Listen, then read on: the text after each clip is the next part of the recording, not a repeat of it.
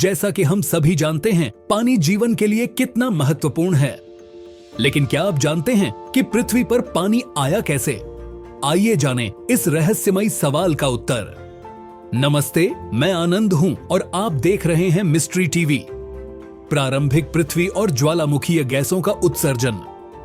पृथ्वी के प्रारंभिक काल में जब ग्रह बहुत गर्म था और लगातार ज्वालामुखीय गतिविधियां हो रही थीं, तब पृथ्वी की आंतरिक परतों से बड़ी मात्रा में गैसें बाहर निकल रही थीं। इनमें से पानी वाष्प एक महत्वपूर्ण घटक था। ज्वालामुखीय गतिविधियों के दौरान पृथ्वी की आंतरिक परतों से विभिन्न गैसें जैसे कि वाष्पित पानी, कार्बन डाइऑक्साइड और अन्य गैसें बाहर आईं।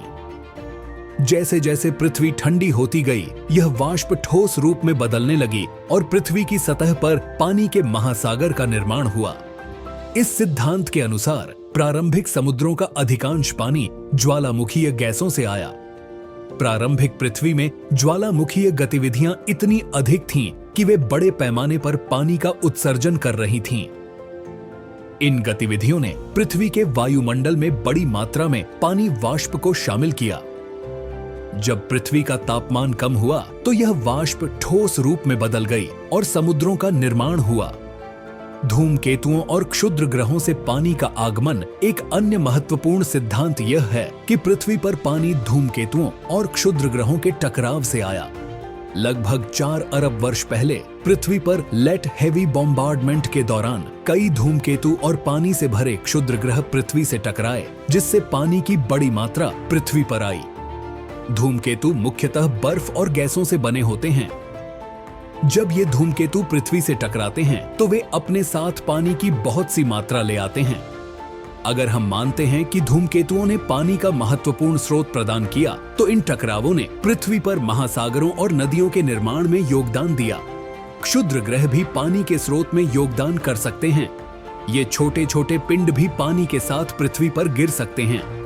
धूमकेतुओं और क्षुद्र ग्रहों के टकराव से पानी के स्रोत में महत्वपूर्ण योगदान होता है, जिससे पृथ्वी पर पानी की मात्रा बढ़ी।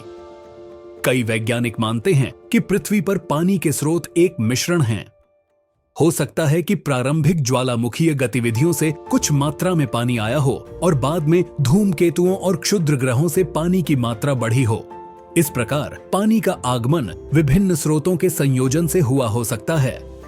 विज्ञान के अनुसार प्रारंभिक पानी ज्वालामुखीय गैसों से आया हो सकता है, जबकि धूमकेतु और क्षुद्र ग्रहों से पानी की मात्रा बाद में बढ़ी। इस प्रकार पानी के स्रोतों का मिश्रण पृथ्वी पर पानी के विकास में योगदान करता है। कई वैज्ञानिक मानते हैं कि पारंपरिक विश्लेषण से यह पता चलता है कि पृथ्वी पर पानी के स्रोतों का संयोजन महत्वपूर्ण है। इस दृष्टिकोण से ज्वालामुखीय गैसें और धूमकेतु दोनों ही पानी के स्रोतों में योगदान देते हैं। दोनों स्रोतों का मिलन पानी के निर्माण में एक महत्वपूर्ण भूमिका निभाता है। वर्तमान में वैज्ञानिक नए उपकरणों और तकनीकों का उपयोग करके पृथ्वी पर पानी के स्रोतों को अधिक अच्छे से समझने की कोशिश कर रहे हैं।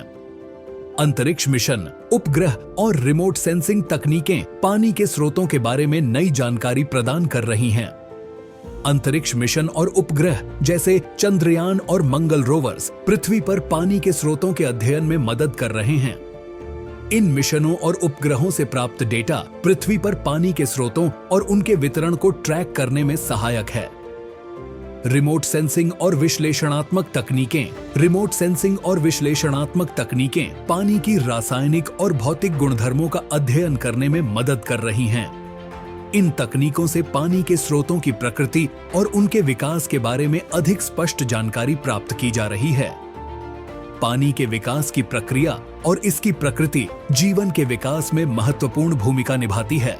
पानी की उपलब्धता और उसकी प्रक्रिया जीवन के विकास और विकास के लिए आवश्यक है।